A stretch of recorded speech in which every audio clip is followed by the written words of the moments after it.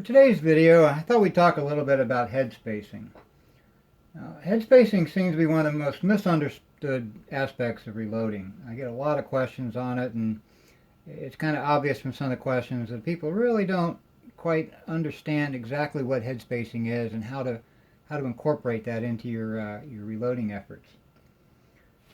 Essentially, what head spacing does for us is it positions the head of the case so that the firing pin will hit the primer with sufficient force to detonate it. Okay, so the head of the case needs to be the proper distance from the firing pin, and it needs to be in a particular position within certain limits. Now, head spacing does this by stopping the cartridge from going too far into the chamber. So when you think of head spacing, think of it simply as what is it that stops the cartridge from going too far into the chamber. That's all it is. Okay, it just stops the cartridge. Now, the term head space refers to the space between the head of the cartridge and what part of the case that stops the forward movement of the cartridge. Okay, in this case it's a shoulder. We'll talk about all of these in just a minute. Okay. Now, different cartridges achieve this head spacing, or the stopping of the cartridge, in a variety of ways. And we'll talk about some of the more popular cartridges and the head spacing methods that they use.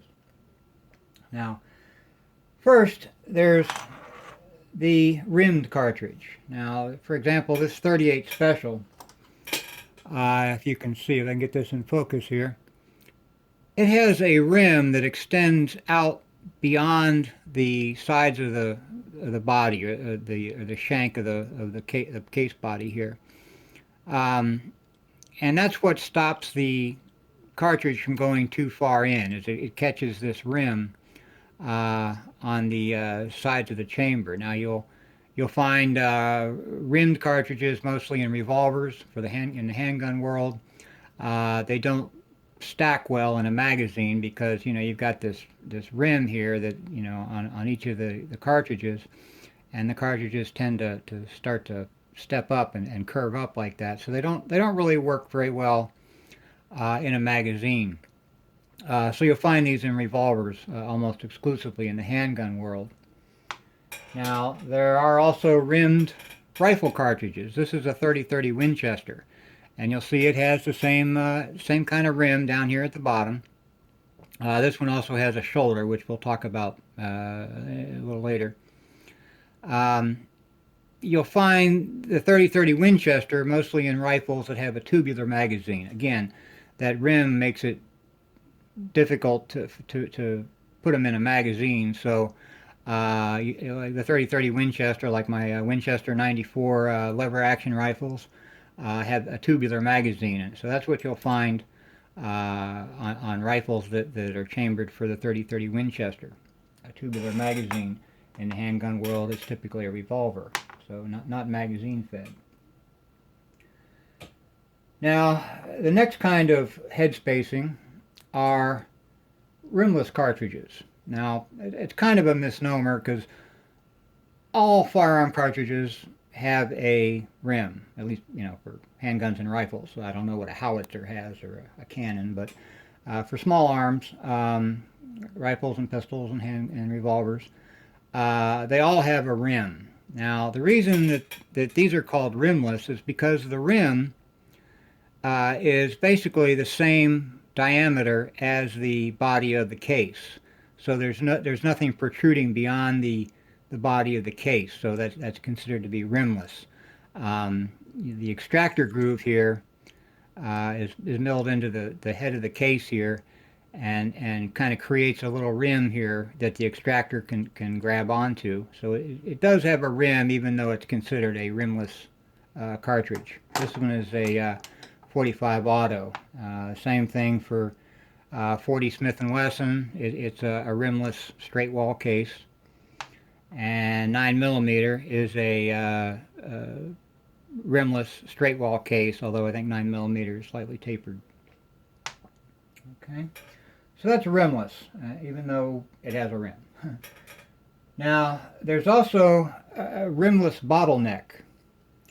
Now, this 308 Winchester cartridge or case has the same kind of deal at the bottom. It has a rim, but the rim is the same diameter as the body of the case, so it's considered to be rimless. It has the extractor groove in it, and on this particular cartridge, the head spacing is achieved by the shoulder of the case hitting the corresponding shoulder in the chamber of your firearm, and that'll stop it from going any further. The rimless straight wall case, there's a kind of a ledge around the inside of the chamber that catches the neck mouth, or the mouth of the case, and that keeps it from going any further in. And we're going to talk more in detail about all of these in a little bit. Okay. Now, there's also a rimless bottleneck pistol cartridge. This is a 357 SIG. Has the same, rim here. That's the same diameter as the body of the case, so it's considered a rimless cartridge. But this also has a shoulder similar to the rifle cartridges. So this is a rimless bottleneck case for a pistol, and this is a rimless bottleneck case for a rifle. Okay, and then you have the rimmed rifle and rimmed handgun cartridges. Now the fourth type of head spacing is belted. Now I don't reload for belted cartridges, so I don't have a case to show you, but here's a photo of the bottom of the case on a belted cartridge, or belted Magnum cartridge. Typically they're just called, belted cases. And you'll see on the photo over here on the left that right above the extractor groove there's a expanded area here that's kind of puffed out a little bit, and that's how the head spacing is achieved on a belted cartridge. It catches on that belt. There's a ledge inside the chamber that will catch the top of that belt, and that'll keep the cartridge from going too far in. So the head spacing on a belted cartridge is measured from the head of the case to the top of the belt. Assuming this had a belt on it. I realize it doesn't, but the picture over here does. Okay, so rimmed cartridges, head spacing from the head to the top of the rim. For rimless straight wall cartridges, from the head of the case to the neck of the case, that's how you measure the head space. And for rimless bottleneck cartridges, it's from the head of the case to a datum line that's on this shoulder. And we'll talk more about that datum line here in a little bit. Now, with all the manufacturers out there who are creating firearms and ammunition for all these different cartridges, how do you get them all to agree on a certain set of standards so that they all create firearms with the same chamber size for 308 and that sort of thing? Well, that would be SAAMI. Now, SAAMI is not the name of my neighbor's cat, although oddly enough she does have a cat named Sammy. SAAMI is the Sporting Arms and Ammunition Manufacturers Institute. Now, manufacturers voluntarily agree to use the specifications as defined by SAAMI for their various cartridge sizes. Now, this is their homepage. You can find them at SAAMI.org. That's SAAMI.org. And this is their homepage here. The part that we're interested in as reloaders is over here on the left. You'll see info and specs. I'm going to go ahead and click on that, and that'll bring up their information and specifications page. Now they have a variety of manuals and brochures and things like that you can download for firearm safety and ammunition handling, and information about primers and things like that. What we're interested in for the purposes of this video are the cartridge and chamber drawings. I'm going to click on that. Now they have cartridge and chamber drawings for rimfire, pistol and revolver, rifle, and shot shell. Now let's take a look at, say, I don't know, pistol and revolver here.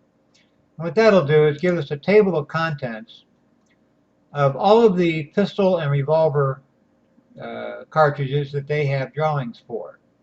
Okay, so if you're interested in a specific cartridge, you can come out to the table of contents here, and if it's on the list, then you know that SAAMI has a drawing for it. Now they have the same table of contents, say, for rifle cartridges. And they have quite a few more rifle cartridges, all the more popular ones here. When you first go out to the SAAMI site, check out the table of contents, make sure that they've got a drawing of the cartridge that you're interested in. Now, once you've found that they do have a drawing, you can come down here to their search box here and search for a particular drawing. Now, let's say we want to look for 45 automatic. Okay, I'll hit the search button. And it gives me the search results. Now, it almost always finds this unsafe arms and ammunition. It'll give you the table of contents for pistol. But down here we have a drawing for 45 automatic and 45 automatic match. Let's go ahead and take a look at 45 automatic. Okay. Now, these drawings can be a little intimidating at first. Now, this one's fairly light, but some of them have a lot of information on them. All the SAAMI drawings are very similar. They have two drawings on them. The top drawing up here is the maximum cartridge dimensions. The bottom drawing are the minimum chamber dimensions. Okay, and they do this so that you can match them up. The maximum cartridge dimensions should fit within the minimum chamber dimensions.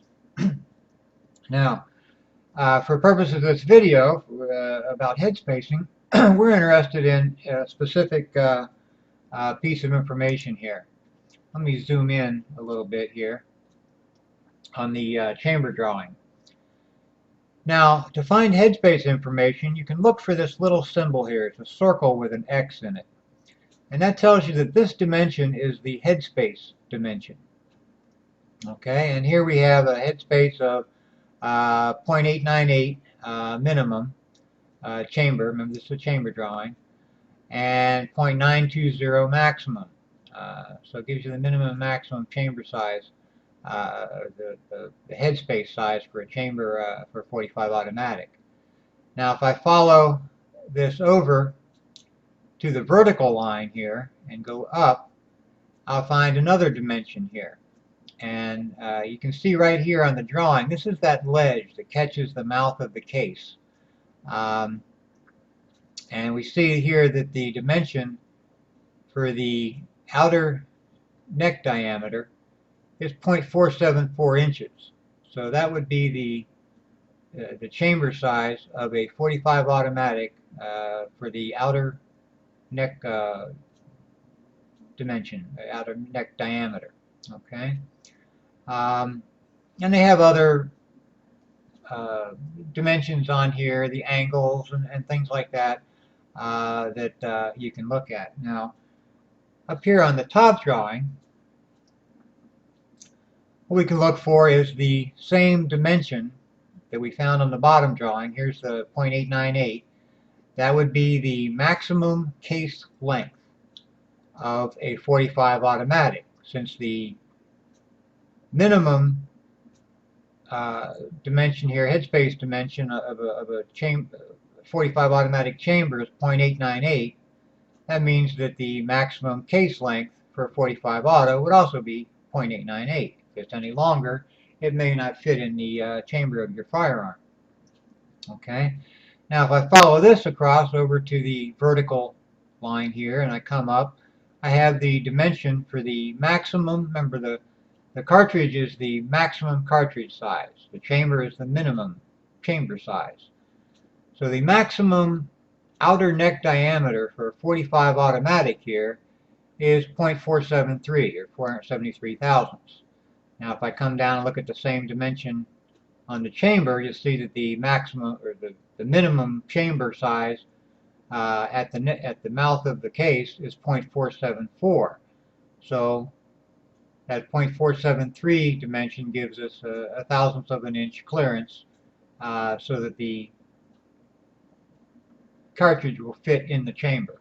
Okay, so there's lots of specifications here. Now with the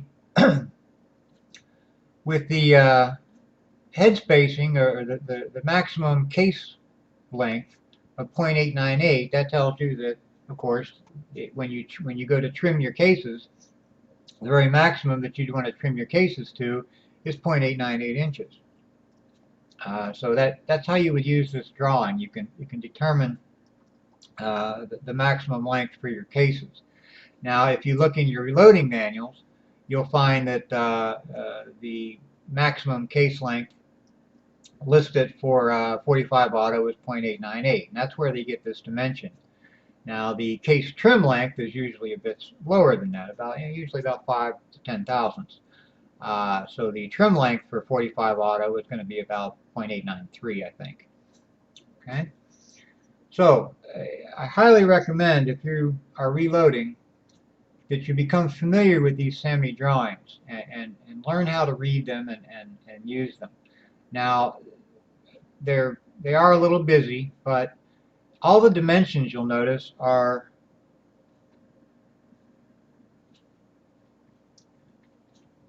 they have two numbers.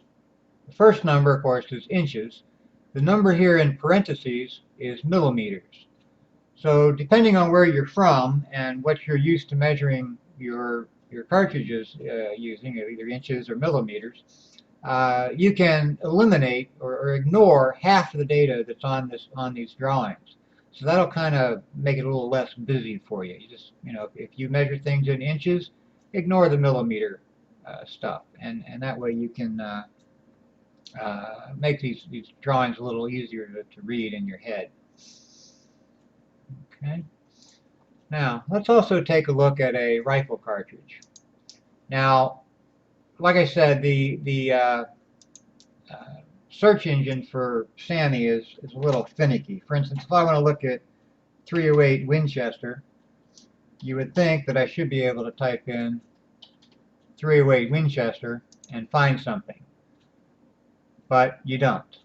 When you type in 308 Winchester, you get the unsafe arms and ammunition combinations, facts about sporting ammunition, you get the table of contents, but you don't get a drawing for 308 Winchester. So for speed purposes here for the video, I'm going to use my Reloaders Workshop program to look at these drawings. Reloaders Workshop will download the SAAMI drawing and display it for you. Now here's the 308 Winchester cartridge. You can see the Reloaders Workshop picks them up a little bit faster. Now this one here is even more busy than the 45 auto drawing. Now if we take a look at the chamber drawing here, again we look for that symbol, the circle with the X in it, and that tells us that's our headspace dimension. And here we have the dimension going from basically the bolt face up to a datum line, or an area on the shoulder of the case where we measure our head spacing for a rimless bottleneck case. Now it tells us here that the minimum chamber dimension for this is 1.630. Over here it tells us that the maximum chamber dimension is 1.640. Okay, so that would be the minimum and maximum chamber size for a 308 Winchester. Now I'm going to follow this line over until I come to the vertical line and then go up, and you find that we have another dimension here which is on the shoulder. And if I come up here and look, we see the headspace symbol again, the circle with the X in it, and it tells us that this part of the case is 0.400 inches, or 400 thousandths. Okay, so what that means, why is that there, that headspace symbol? What that means is this is the point on the case of a 308 Winchester where they measure the head spacing. That's their datum line that I mentioned earlier. Now, that 400 thousandths figure there tells me that they use a device that has a hole in it with a diameter of 400 thousandths. And when they place this cartridge in the device, or they place a case, a 308 case in the this device, that hole will intersect the shoulder of the case at the point where it is 400 thousandths in diameter. Okay, that's where the datum line is on a 308 case. And from that datum line to the head of the case should be about 1.630 at a maximum. Remember, this is the minimum chamber size. So the maximum case headspace from the head of the case to that datum line is 1.630. Okay. Now, if we come up here and take a look at the cartridge drawing, remember this is the maximum cartridge size. Okay. Here we have that same dimension. Now they list 1.634 minus 0.007. Okay, so the measurements you'll take on the headspace of a 308 cartridge be anywhere from 1.627 up to about 1.634 inches. And here they have that same datum line measured, and you'll see that it is 400 thousandths, the same as the chamber drawing. Okay. Now there's other dimensions here on the cartridge. For instance, if I go over here to the left a little bit, I have a dimension here of the beginning of the shoulder, where the body and the shoulder come together here. And that's 0.454 inches. If I come over here to the right, to the top of the shoulder, where the shoulder and the neck meet, that dimension is 0.3435 inches. Okay, so they give you all the different dimensions of a particular cartridge. They even give you the angle. Like right here is the angle of the shoulder on a 308 cartridge is 20 degrees. Okay, this little angle here in the extractor groove is 36 degrees. Okay, so you really ought to become familiar with these drawings for a particular cartridge. If you load that cartridge, it'll tell you everything you need to know.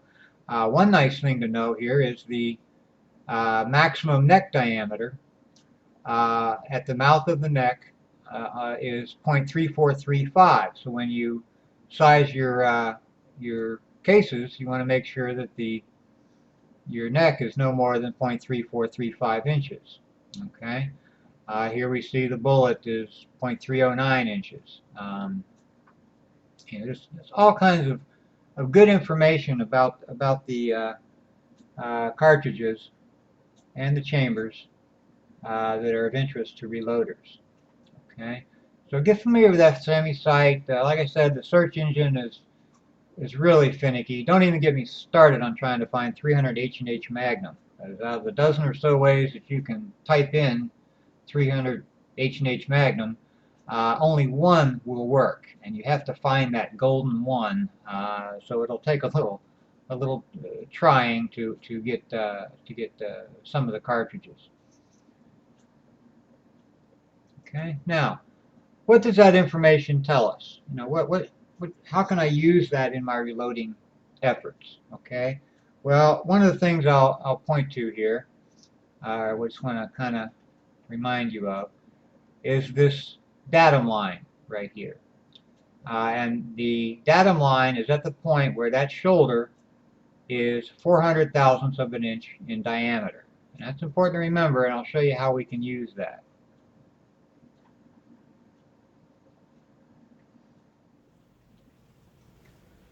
Okay, so we know that 400 thousandths is the point on the shoulder of a 308 Winchester case where SAAMI has their datum line. Now, the Hornady Headspace gauge comes with 5 attachments here. Each of them has a different hole diameter. This one's 330, 375, and this one is 400 thousandths. Well, that means I can use this attachment with the Hornady Headspace gauge to measure on the same datum line on a 308 Winchester case that SAAMI uses. Okay. Now, I've had varying results. It's not as accurate as, say, something like the RCBS precision micrometer, but let's give it a try and see where we are. I'm going to zero out my Headspace gauge, and I'm going to insert my case and run it down and see where I come out.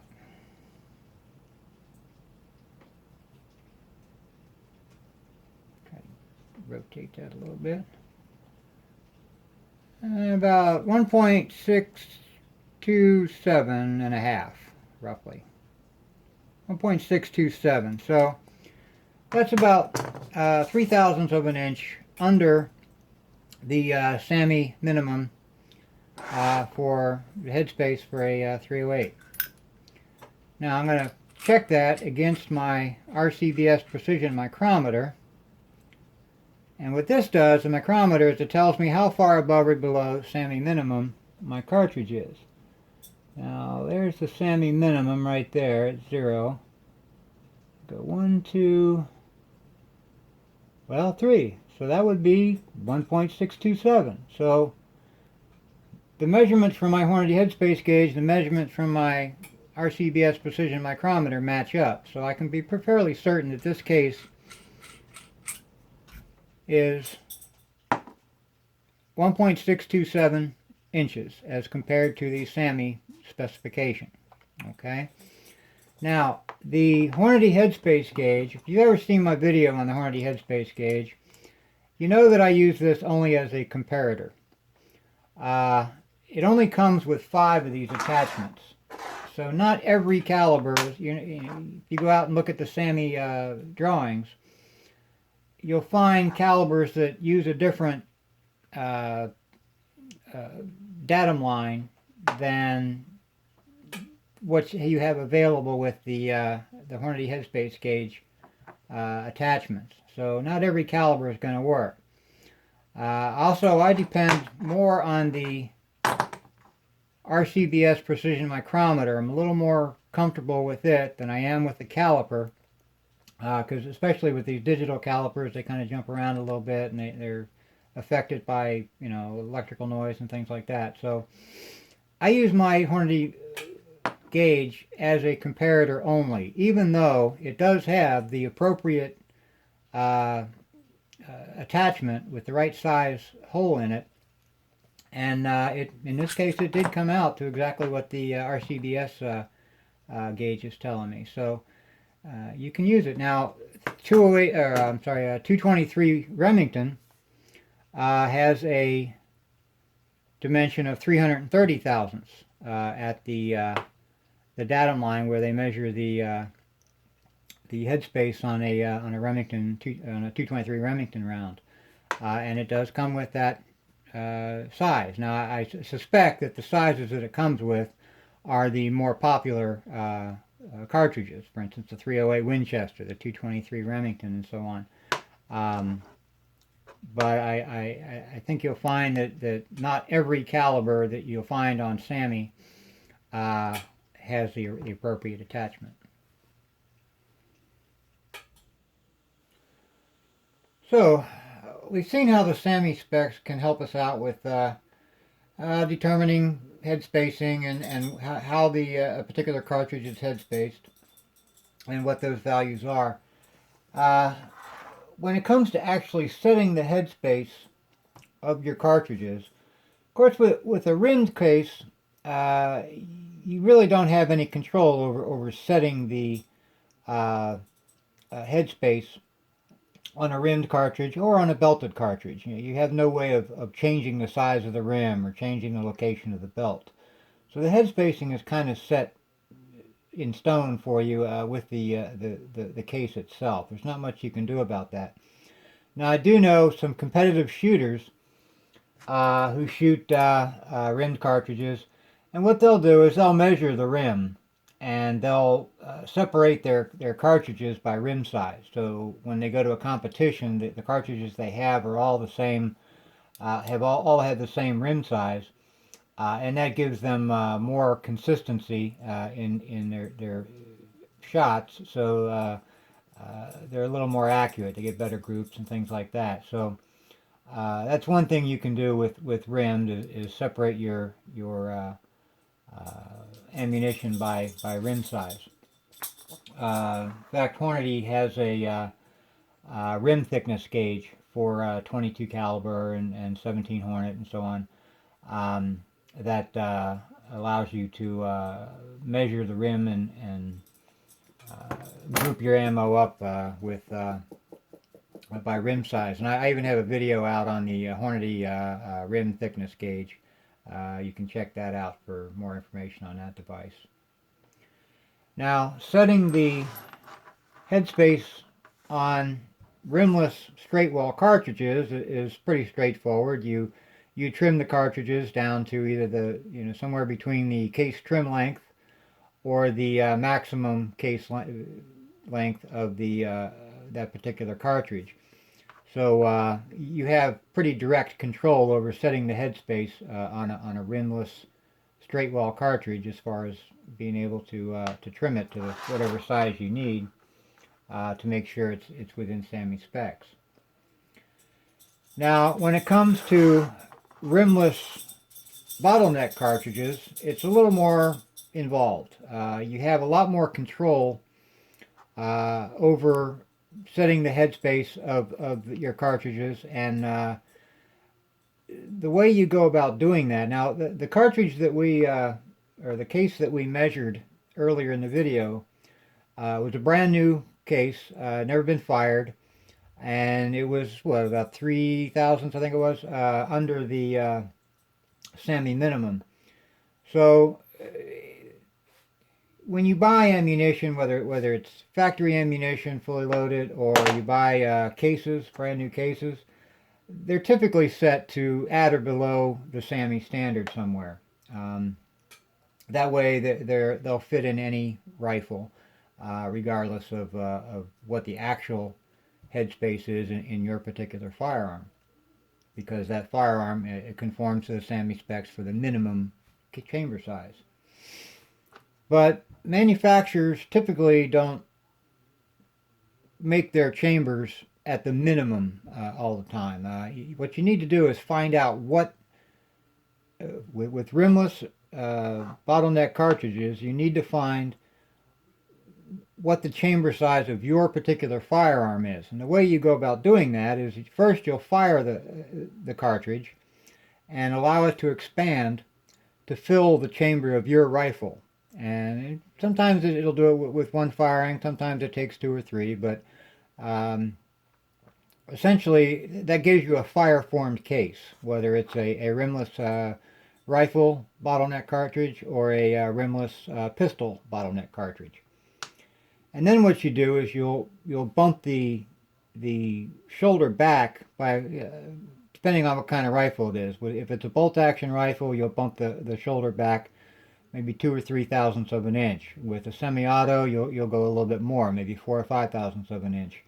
And you kind of experiment a little bit and find out what your particular rifle likes as far as the head spacing. But by doing that, instead of bringing it all the way back down to SAAMI minimums, you just knock it down a few thousandths from the actual chamber size or the actual fire-formed size of your case.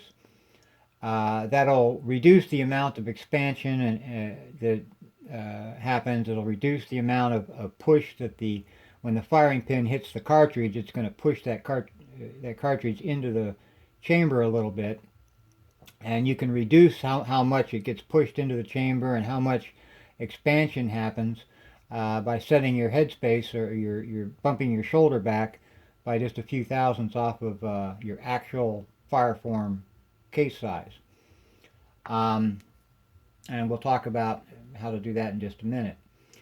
Now, with a rimmed rifle cartridge that also has a shoulder, and in belted cartridges that have a shoulder like this, that presents a whole different set of problems. Even though it's head spaced off of the rim, the cartridge or the case is still going to expand to fill that chamber.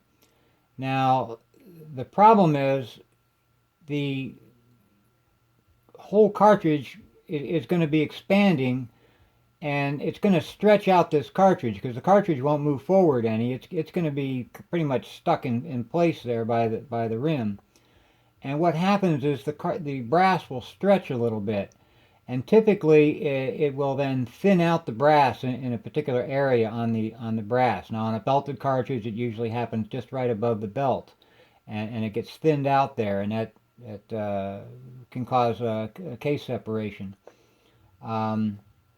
With a rimmed cartridge like this, the same kind of thing happens. The brass will get stretched out and it'll get thin in a particular area, and you can have head separation. So some reloaders don't pay a lot of attention to this shoulder here.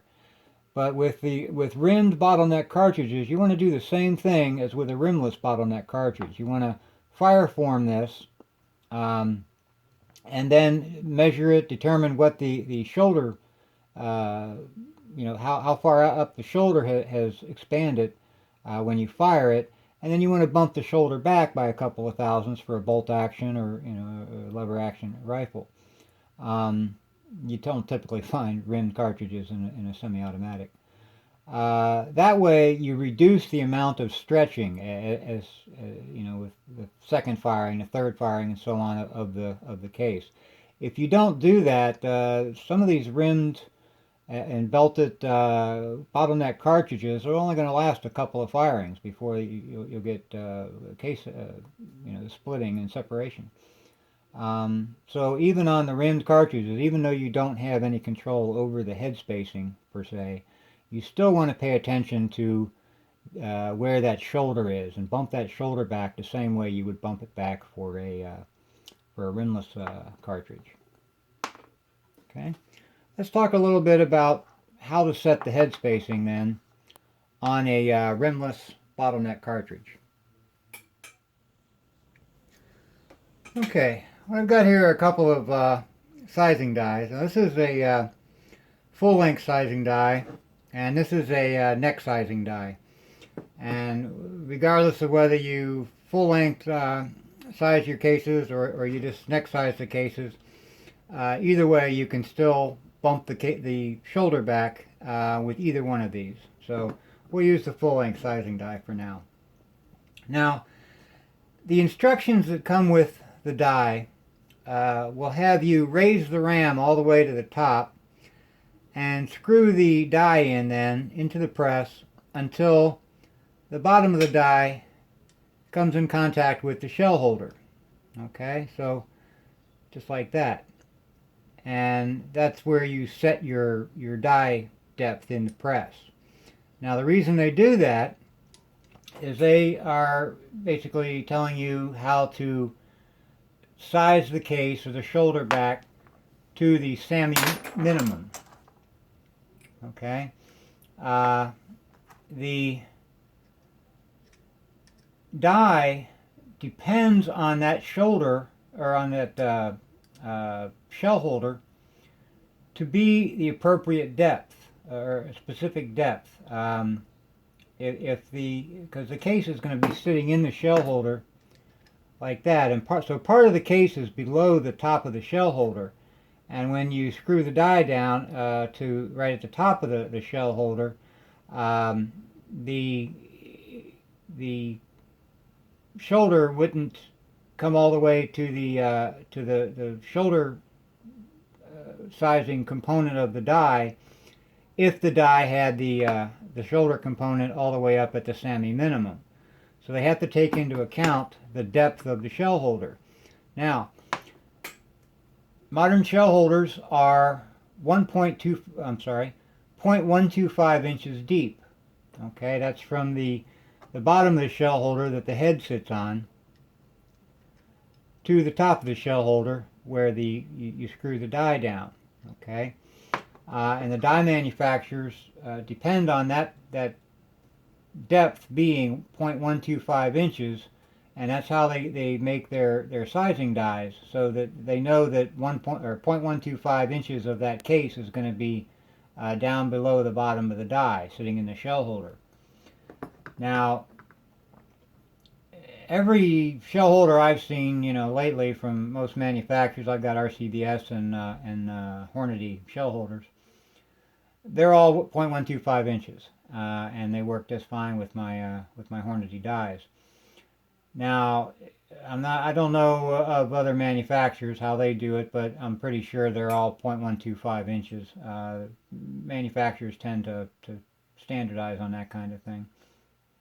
But if you have a press and dies and shell holders that you got from your grandfather, and he passed it down to you, the shell holder may or may not work with some of the newer dies. You need to make sure that the depth of the shell holder is correct. It's kind of hard to measure. I've seen people try to use the bottom of a caliper like this and try to measure it like this, but you get varying results that way. The way I do it is I'll measure the bottom of the shell holder down here where the head sits, and I get 0.124 inches at the bottom. That's from the bottom of the shell holder to where the case sits on the shell holder. Then I'll measure from the bottom to the top of the shell holder, and I get 0.149. I'm sorry, I get 0.249. So 0.249 minus 0.124 is 0.125. So my shell holder, this particular shell holder, is exactly 0.125 inches deep. That's from the bottom where the case sits on it to the top where the die sits on it. So this die was manufactured depending on that 0.125 depth. If your shell holder is a different depth, you're not going to get the SAAMI minimum out of your die. So let's take a look at running it on the press. Okay, I've adjusted my die here so that when the ram is all the way at the top, the bottom of the die touches the shell holder. Now I've got some brass here that I picked up off the range. I'm going to go ahead and use my RCBS precision micrometer to measure it, see where it sits. This one's about 4 thousandths over SAAMI minimum. That's as far as it'll go. So about 4 thousandths over SAAMI minimum. Now, full-length sizing die, so I'm going to lube the case here a little bit.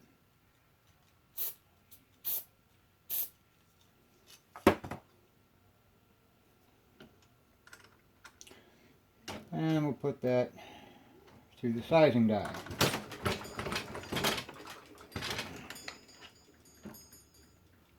Okay.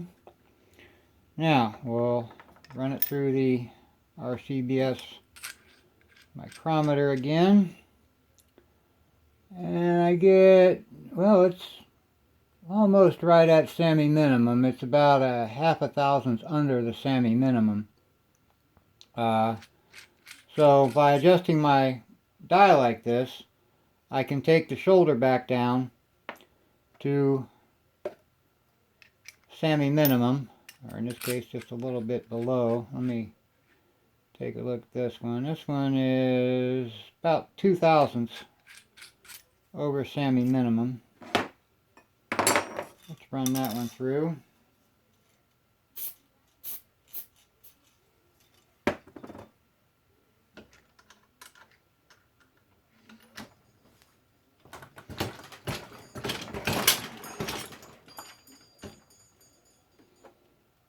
Okay, let's see what we get.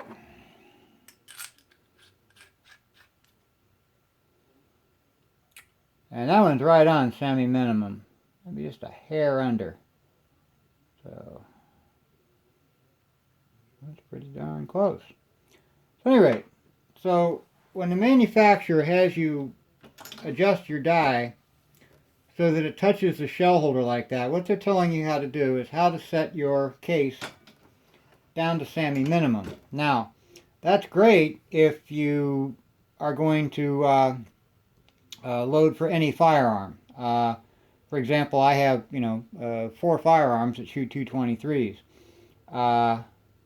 And if I don't know which firearm I'm going to be shooting at, I'm just going to create some rounds for plinking and that sort of thing, having some fun. I'll go ahead and size my cases down to SAAMI minimum, load them up, and then it doesn't matter which firearm I shoot them in. Now, if you are loading for competition or you want to load for accuracy, that sort of thing, or you just want to extend the life of your cases, what you'll want to do then is size your cases for a specific rifle. And in order to do that then, of course, like as I mentioned, you need to fire form some cases. You shoot maybe some factory ammo or load up some rounds with some brand new ammo and fire those through your rifle. And then measure the resulting headspace, or the fire formed headspace, and then you'll want to knock that shoulder back by just a couple thousandths. Now let's talk about how to go about doing that.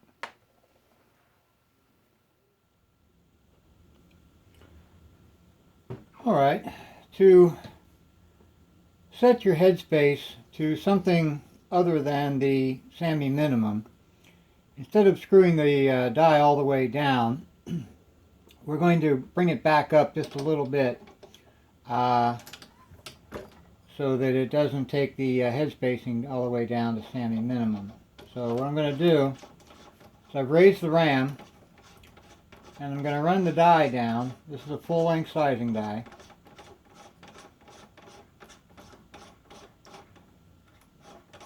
Run it all the way down until it touches the shell holder. Right there. I'm going to bring it out about, say 3 full turns roughly. And that'll raise the die up so that it won't initially hit the shoulder. The difference between SAAMI minimum and wherever your particular chamber happens to be is going to be something less than about 3 turns on the die. So it shouldn't come in contact with the shoulder by taking it out 2 or 3 turns. Now what you do then is you take a piece of fired brass and you measure it. Whether you measure it with your Hornady Headspace gauge or the RCBS micrometer, doesn't really matter as long as you have a method of measuring the headspace of the fired brass that's been fired in the rifle that you're going to reload for. And you take that measurement. Now for a bolt action rifle, as I mentioned, you're going to want to knock that down about 2 to 3 thousandths. If this for a semi-automatic rifle, I'd run it between 3 and 5 thousandths, somewhere in that neighborhood. So you just need to get an initial measurement, adjust your die so that it's a few turns out, and then what you do is you run the die down just a little bit at a time until it comes in contact with the shoulder. And after each time you adjust the die, you check the head spacing on your cartridge or on your case, and see if it's brought it down any. And once it comes in contact, then you can you bring it down by a couple thousandths or 3 thousandths, whatever you're going to move it down to.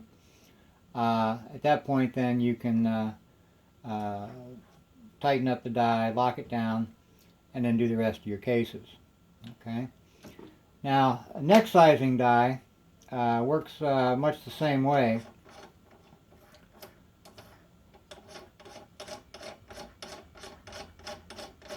You can adjust it exactly the same way as the full-size die. by running it all the way down, then backing it up a few turns, and then run it down just a little at a time until you get the head spacing you want on your cartridge. Now, the neck sizing die has basically a second way that you can adjust it. You can go ahead and put your case, your fired case, in the shell holder, run the ram all the way up to the top, and then screw the neck sizing die down over the case until it comes in contact with the shoulder. Right there. And then you can run it down just a little at a time and keep, run the case up through there, measure it, and keep doing that just a little at a time until you get the head spacing that you're looking for. Nice thing about the neck sizing die is you can do that. You can run it right down onto the shoulder, and so you know that any adjustment you make on the die will bump your shoulder back. The full-length sizing die you can't do that with, obviously, because you can't screw the full-length sizing die down over the case because you've got all that resistance of the sides of the die against the body of the case. So neck sizing die is a little easier to adjust if you want to do it that way, or you can do it the same as the full-length sizing die.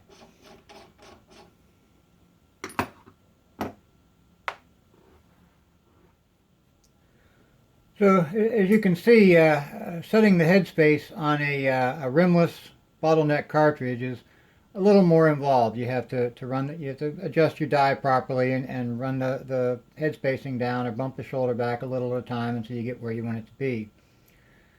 Now with rimmed bottleneck cartridges or belted bottleneck cartridges or cases, it's tempting to just go ahead and use the SAAMI minimum. You don't have to adjust the die. There's nothing, bumping the shoulder back isn't doing anything for head spacing. Remember, you got to think of head spacing as what stops the cartridge from going too far into the chamber. Well, on a rimmed bottleneck cartridge or on a belted bottleneck cartridge, the shoulder really has nothing to do with stopping the cartridge. It's all done by the rim or it's done by the belt. However, even though this has nothing to do with the head spacing, you should still measure a fired cartridge or a fired case and bump the shoulder back just a little bit, the same as you would with a rimless cartridge, to prevent that stretching of the case. Remember we talked a little bit about that, where the case is still going to expand to fill your chamber, and if you bring it back down to SAAMI minimums, it's going to expand just that much more. So you still want to pay attention to the shoulder of a rimmed or a belted case, if not for nothing more than to prolong the life of your cases. Now, unfortunately, manufacturers, when they make a belted or a rimmed cartridge, it's way down to SAAMI minimums or less.